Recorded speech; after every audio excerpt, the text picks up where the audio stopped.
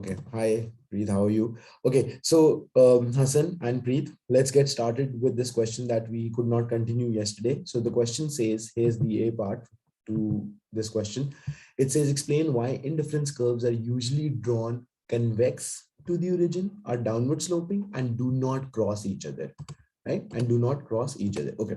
Now, to answer this question, you need to know what are the properties of um,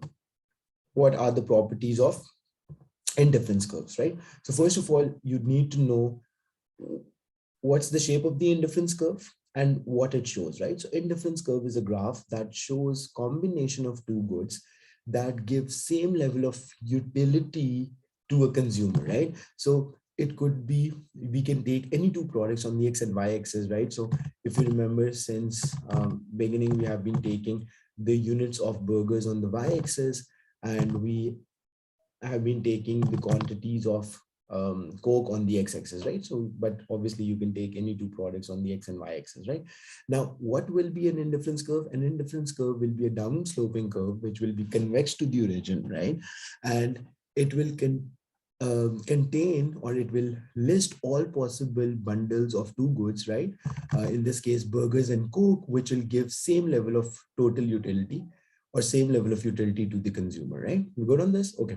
Now, students, first thing that the question says, why are indifference curves downward sloping? We have made the indifference curve. We have defined what indifference curve are, combination of two products, product X and product Y, which give consumers same level of total utility. That's what an indifference curve. Now, have a look at this. So students, at point A, if you look at this, right? So you are consuming much larger quantities of burgers, right?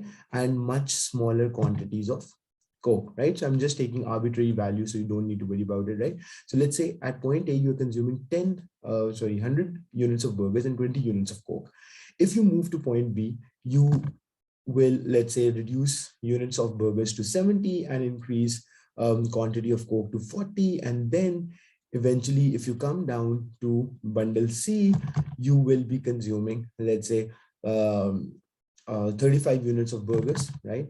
35 units of burgers and let's say 65 units of Coke. Any confusion so far, right? Easy, we got on this? Okay. Now, why indifference curves need to be downward sloping? Because if total utility is to be constant, now listen to this carefully, if total utility across all 3 points has to be constant, then to have more units of one good means that you have to give up on the units of another good. I repeat, right? So if the total utility across A, B, and C has to be same, because these 3 points are on the same indifference curve, then when you move from A to B, what happens? You increase your quantity or your consumption of Coke. And to keep your total utility constant, you have to give up on your consumption of burgers. No, not always, not always, Preet. So what you're doing, what you're saying right now, so Preet is saying is in indifference curve, if we find the area of the rectangle formed is also same. No, I mean, that depends which points we are choosing and what's the shape of the indifference curve. So you're confusing this point with area below demand curve, because area below demand curve shows you revenue.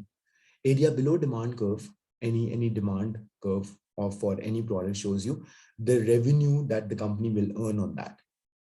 That's what you're confusing it. So area below indifference curve doesn't show you anything, right, students? So why indifference curve are downward sloping? So the first thing that we are discussing here is the reason why downward indifference curves have to be downward sloping. So the idea is fairly simple, and that is that if your total utility is to stay constant and you are having more quantities of Coke, then you have to give up on the units of the other thing, which is burgers in this case. So if you're moving right on the x-axis, simply speaking, if you have to move right on the x-axis, which means you will be consuming more units of the good on the x-axis, then you have to give up on the units of units of the good on the y-axis. Easy. So that's the first reason why the indifference curves are downward sloping.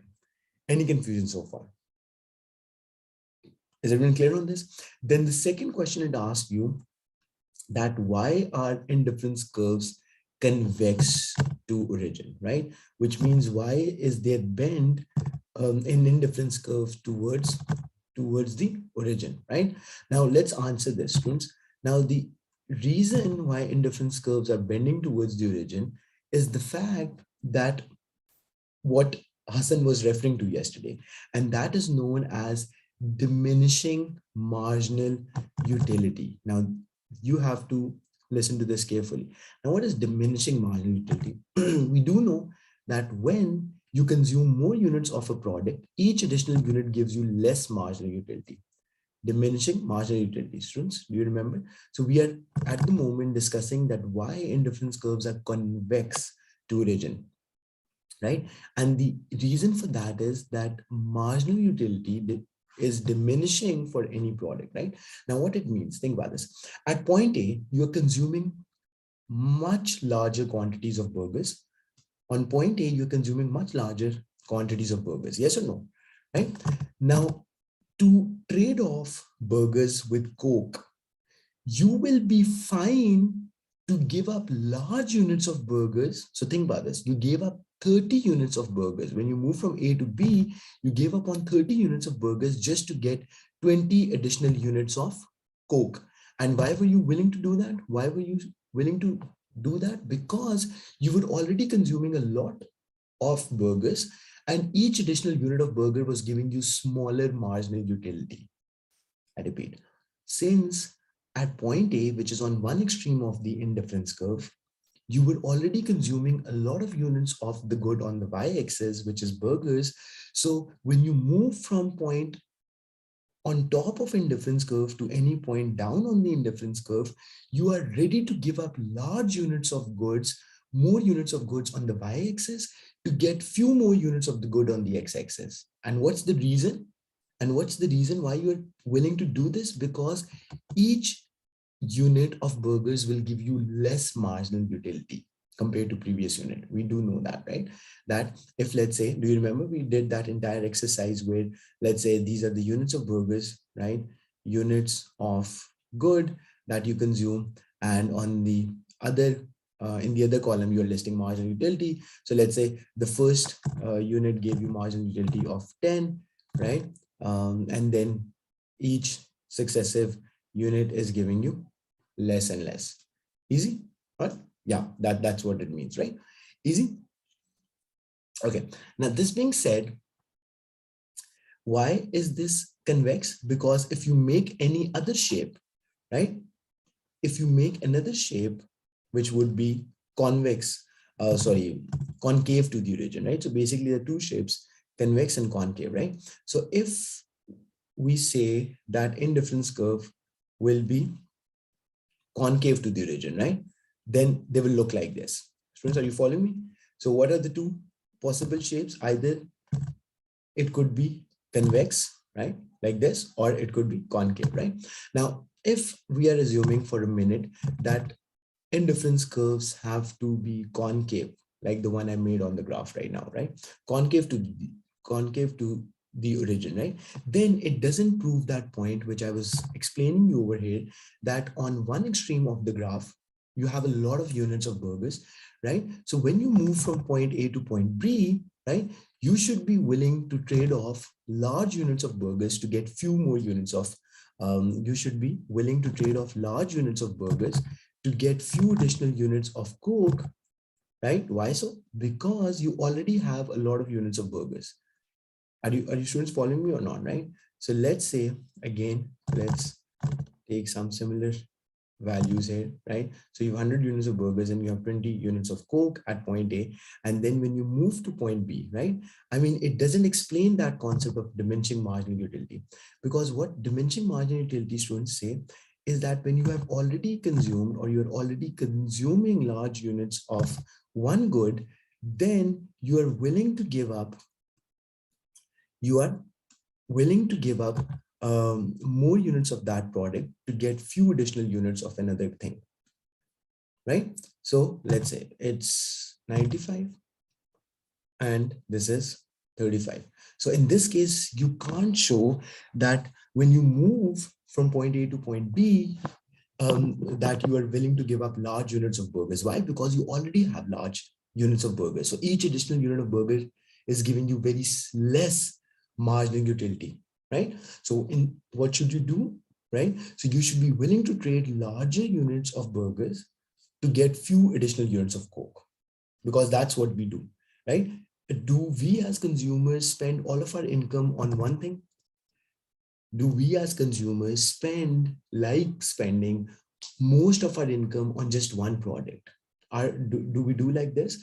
Or is it more like that we like variety of more products? What do we like as consumers? Right? Exactly, right, Hassan? So we don't want to spend all of our income or most of our income on just one thing, whether that be food, whether that be clothes, whether that be, entertainment. Instead, we as consumers like a little bit of everything, right? More variety, exactly, right? So that is exactly the idea, that each additional unit gives you less satisfaction, right? So if you're very hungry, you eat your first slice of the pizza and you love it, you eat the second, it also gives you some utility, but lesser than the first one. On the third one, you might be just like full and you might not want to eat anymore, right? So that's why marginal utility is always diminishing for all products. And this is the reason why your indifference curve will be convex to origin, meaning that when you're already consuming large units of one good, you will be willing to give up more units of that product to get few additional units of the other good, right? So few additional units of Coke you are ready to take by giving up larger units of burgers. Easy? Is everyone clear on this? Then comes in the third and the last point. Why don't indifference curves intersect? Why don't, right? Indifference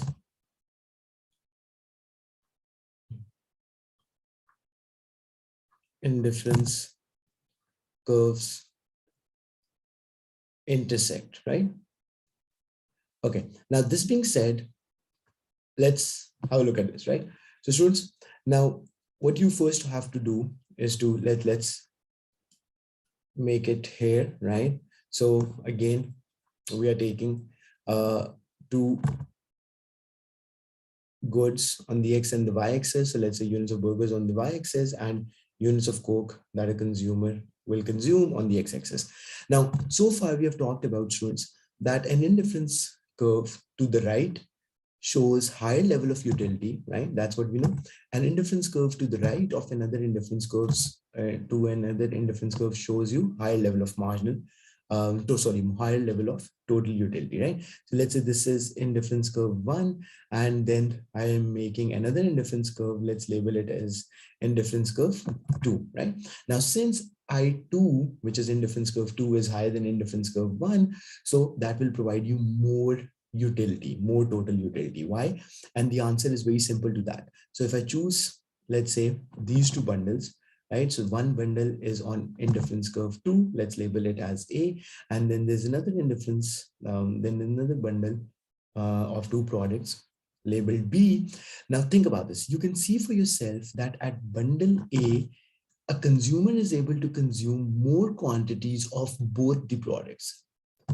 On point A consumer is able to consume more units of both the goods compared to this other bundle, which is lying on the lower indifference curve. Therefore, by very simple, economic reasoning, we can say that A will be preferred over B. Why? Because on point A, consumer has access to, or consumer is consuming larger units of both the products compared to B. Easy? Okay, that's why an indifference curve higher to another indifference curve, or simply speaking, an indifference curve to the right of another indifference curve is preferred to the other one, right? Right, which contradicts the meaning of indifference curve itself. Excellent. Perfect. Absolutely correct, right? Now, just like what Hassan said, that if, let's say, two indifference curves are intersecting each other, then let me show you why is that a problem. Now, if I make another indifference curve that, let's say, it goes like this, right? Okay. Now I've made another indifference curve, let's say this blue one, and I label it as I label it as I2, right? Now, what's the problem here? The problem, student, is that I'm saying that, let's say this point A on indifference curve I1, right, is providing you a certain level of utility. And since point B is both on indifference curve 1 and indifference curve 2, right, which is labeled over here, right? You're getting on point B, you are getting 30 units of Coke and 40 units of burgers. Easy, right? Okay, now technically a consumer should be indifferent between A and B. A consumer should be indifferent between A and B, right? Okay, then by this logic, since B and C are also on the same indifference curve, since B and C are also on the same indifference curve, yes or no, right? On the blue indifference curve. So a consumer should also be indifferent between B and C. A consumer should also be indifferent between B and C, yes or no? Because B and C are on the same indifference curve. But then, I mean, if I choose a point here and I label it as D, right? This is on the green indifference curve. This point D is on the green indifference curve, which we have labeled as I1. Now, even though here you're consuming same units of X, same units of good X, let's say, I don't know, let's say 35 units of Coke you are consuming on point C and D. But if you look on the Y-axis, you are definitely consuming more units of burgers on point D compared to C, right? I know this is getting a little confusing, but let me explain one more time, right? Now, students, I have done all the things that I had to draw on this graph, and I can now just explain you. Okay, now students, think about this. The question says why indifference curves do not intersect. Now, I have made two indifference curves which are intersecting, and I'm about to explain you that why is this logically incorrect. Right now, so far, what we know from our understanding of indifference curve, that indifference curve will be parallel to each other, which means that they never intersect. And any indifference curve that is higher, any indifference curve, let's say 1 and 2, so indifference curve 2 is higher than indifference curve 1, so 2 will provide more total utility to a consumer, and therefore 2 will be preferred over 1. That's what the simple normal logic of indifference curves are. But if indifference curves intersect like the way I've made it in this bigger graph, now A and B are on the same indifference curve. In fact, B is on both of these two indifference curves. So a consumer should be indifferent between A and B. When you are on the same indifference curve, and since 2 points are on the same indifference curve, which means that they provide same total utility, so you are indifferent, you are equally good. That's what it means. Okay, fine, we got it. Then I have chosen 2 more points on these two indifference curve. One on the blue indifference curve, which is point C, and one on the green indifference curve, which is point D. Easy? We got on this, students? Okay. Now, if you compare C and D, right? Now, you are saying that you should be indifferent between C and D, right? Why? Because D is on the green indifference curve, right? A, B, and D are on this green indifference curve, so you should be indifferent between these three. And since B and C are also on the same indifference curve, so you should be indifferent between them. So then it means technically by that logic that you should be indifferent between C and D. But what's the problem here? The problem is that if you compare the combination of the products that you get at point D, 35 units of Coke and 25 units of burgers. On the other hand, on point C, you are getting 35 units of Coke, which is same, fine, but you're getting smaller units of burgers. So just by the logic of more is better, right? Just by the economics logic of more is better, if on C and D, you are getting different quantities of the two products, if on C and D, you are getting different quantities of the two products, and on point D, as you can see, it's larger quantities, then obviously you should prefer D over C. What should you do? You should prefer D over C. Yes or no? Right? So that's why two indifference curves can never intersect each other. They will always be parallel to each other, right? Because when there are more quantities, simply speaking, if you can consume more quantities of two products, then that should be a bundle, or that should be a point that you should prefer over another combination, or over another bundle where you're consuming or getting lesser units of the two goods. Easy, students? Is this simple? So simply by the logic of that more is better, any bundle on a higher indifference curve will show you more units of the good, compared to another bundle that is lying on a lower indifference curve, and therefore A should be preferred. By this logic, A should be preferred over B, because for point B, you are consuming smaller units of both the products compared to point A. Easy? We got on this, students? Any confusion? Anything that's not clear? So let's just sum this all up, right? So the first thing the question was saying, let me show you the question one more time. Let's wrap it up and then move to the next question, right? So the question was saying, explain why indifference curves are drawn convex to the origin. So the reason we explained why indifference curves are convex to the origin is the idea of diminishing marginal utility, right? So diminishing marginal utility say that each additional unit gives you lesser satisfaction compared to the last unit. So when you are operating on one extreme of the graph, right, which means that you're already consuming larger units of one good. Therefore, what would you want? That if you're moving from point A to point B, you would be ready to give up larger units of this good, which you already have a lot of, which are burgers in this case, to get few more units of the other good, which you don't have much, right? So that's why when you move from A to B, it's much sharper decrease on the y-axis, it's much sharper decrease on the y-axis to get just a little bit of increase on the x-axis, right? So indifference curves are convex to the origin, explaining the concept of diminishing marginal utility, right? Then the second thing, it said that why are those downward sloping? So that is fairly simple. So downward sloping indifference curve are important, are necessary, because the total utility along an indifference curve need to stay the same. The total utility along different points on an indifference curve needs to stay the same. And therefore, if you are, and therefore, right? And therefore, if you are consuming more units of one good, then you have to give up on few units of the other good, right? So, right? If indifference curves are downward sloping, why?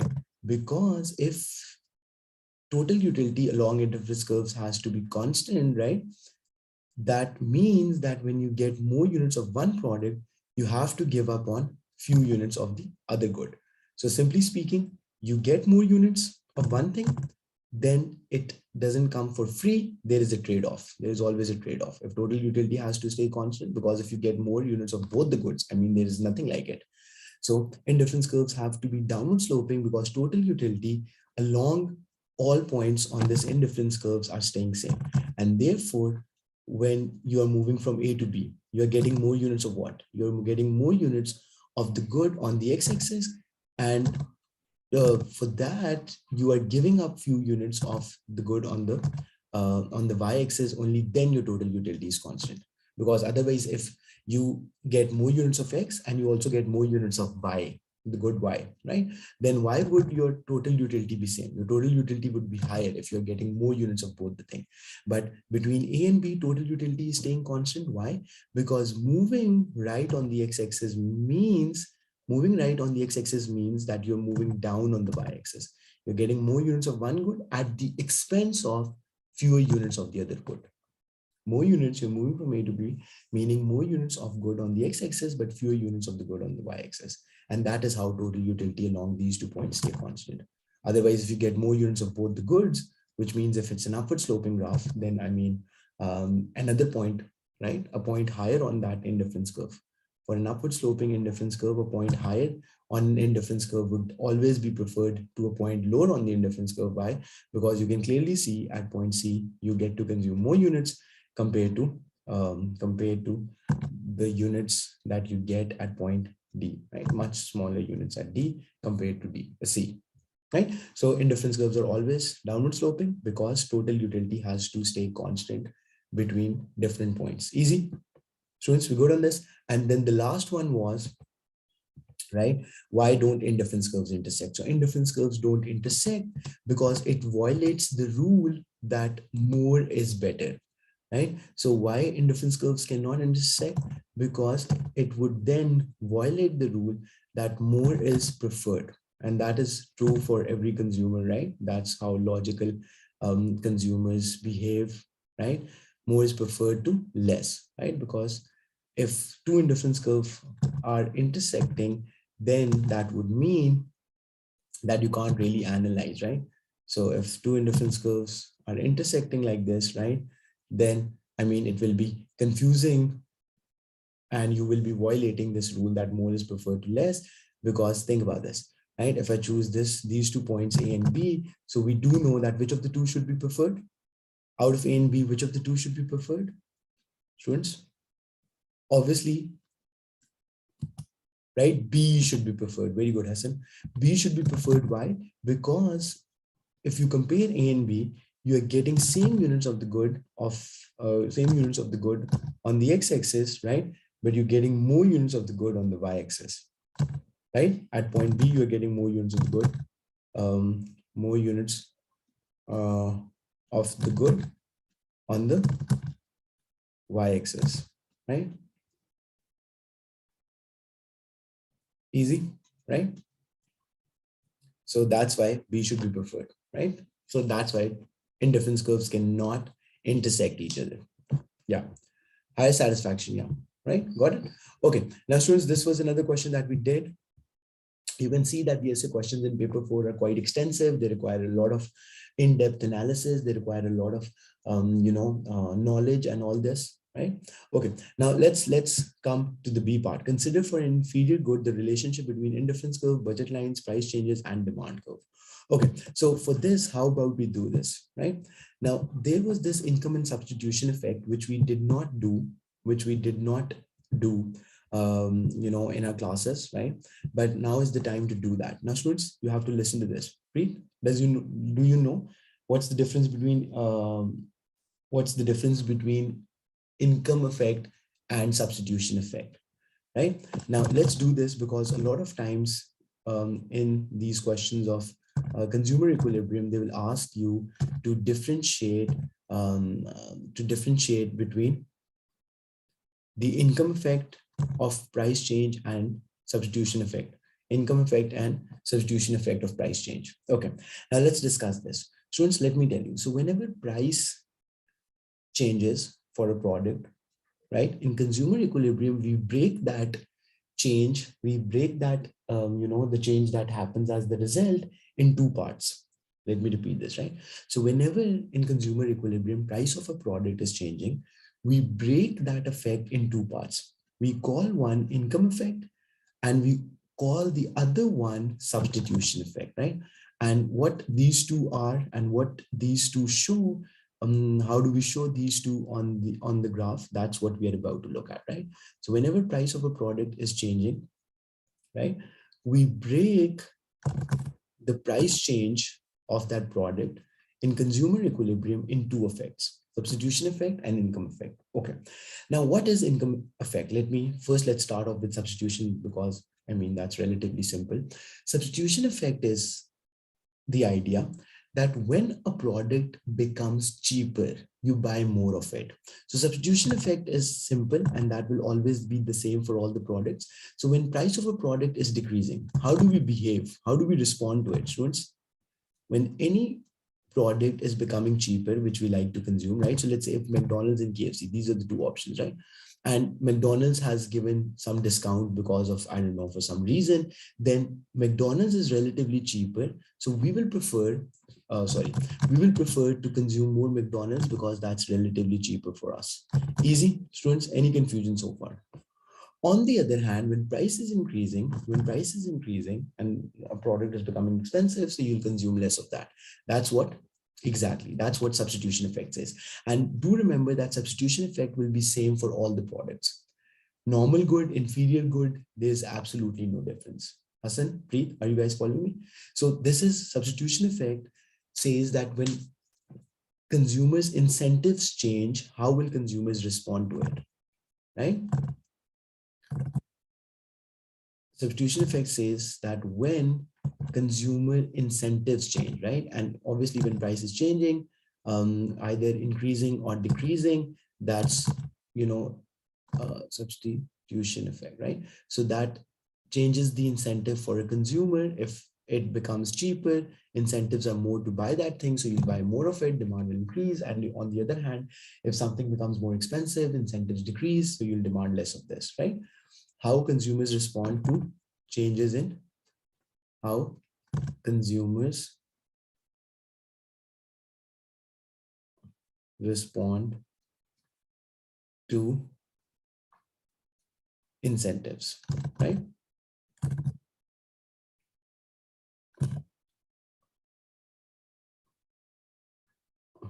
Right, right. So entire thing, same thing, right?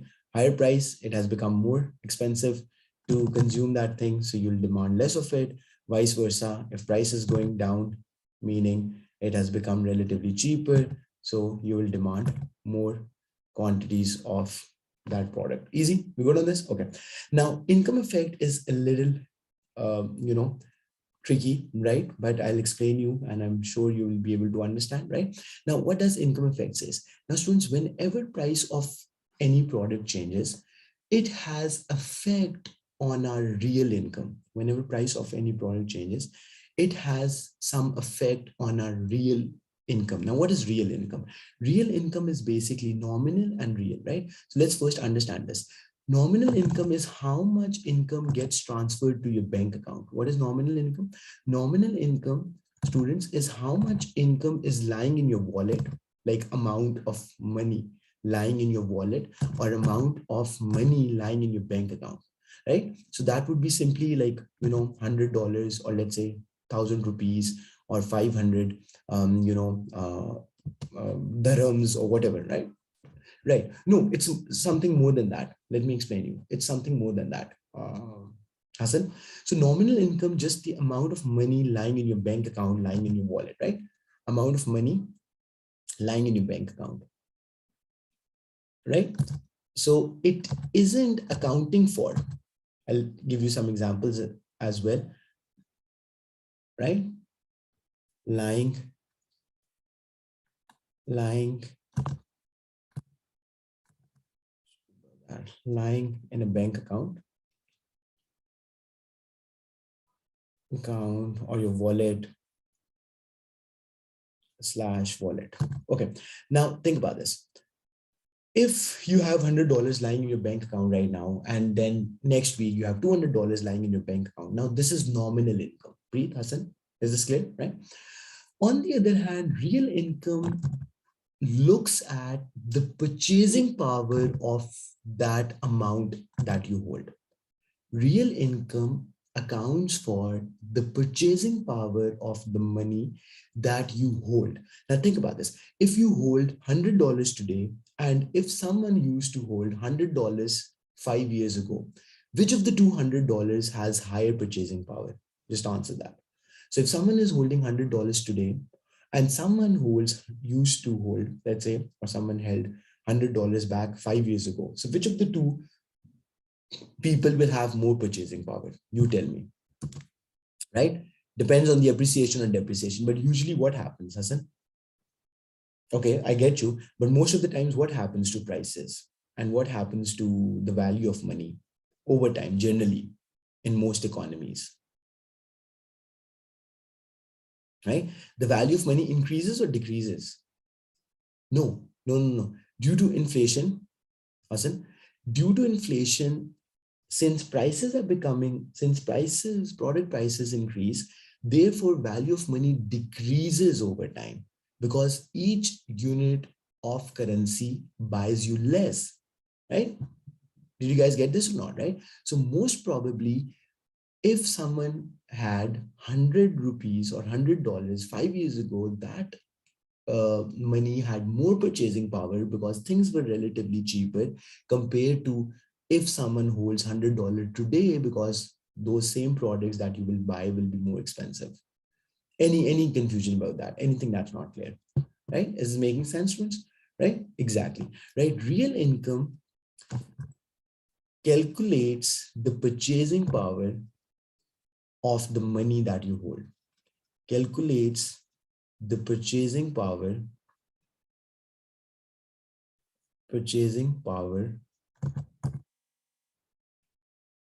of money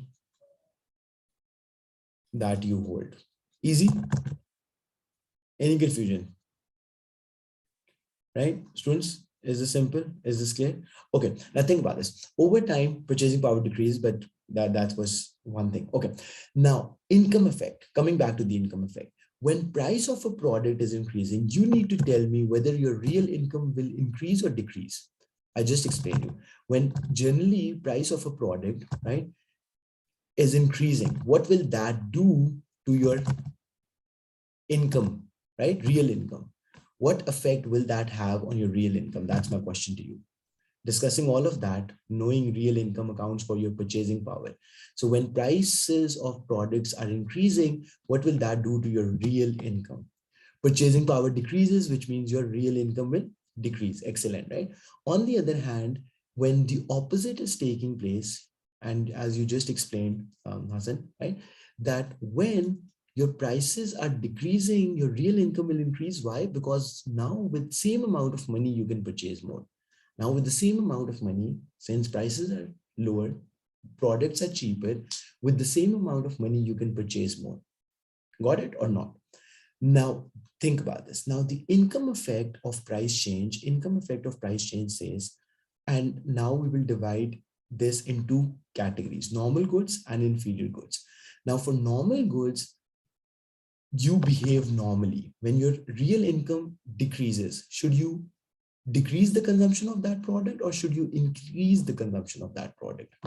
When real incomes decrease, right, should you consume less of that good or should you consume more of that good? For normal, what is a normal behavior? When your real incomes are decreasing, right, should your consumption decrease or not? Right? What do you say to that? Right? So let's see if you got this correct. Exactly. Right? Your consumption of that product should also decrease. When real incomes decrease, the product consumption decreases, right? Because obviously now your purchasing power is less, so you can buy less with that, and therefore overall your consumption should decrease. On the other hand, inferior goods say something very opposite. When real incomes decrease, you consume more of that thing. Now, this might sound very, illogical, but I'll give you some examples of what inferior goods are, right? What inferior goods are in the world, and then you will be able to understand that why this happens, what I've written over here. When real income decreases, the product consumption increases, right? The product consumption increases. Now, what are these inferior goods? Inferior goods are low quality products which you switch to in case you have lower incomes. I repeat, what are inferior goods? Inferior goods increases, sorry, right? Inferior goods are lower quality products, the consumption of which increases if your incomes are decreasing, right? So when you don't have high incomes, when you have high incomes, you go to high expensive restaurants and all. When you have lower incomes, what do? You go to these fast food restaurants like McDonald's and KFC and so on, right? Because these are relatively cheaper compared to those high-end restaurants that you go to. So you can think of those high-end restaurants as your normal good. So when real income increases, you consume more. When real income decreases, you decrease their consumption. For inferior good, it's the other way around. When your income increase, you don't go to McDonald's and KFC. When your income decrease, you go to McDonald's and KFC. How many of you got this? Right? So students, do you have a class? Preet, do you have a class after this? Right? So Preet, don't worry, you will have the entire recording available to you. Right? And yeah. So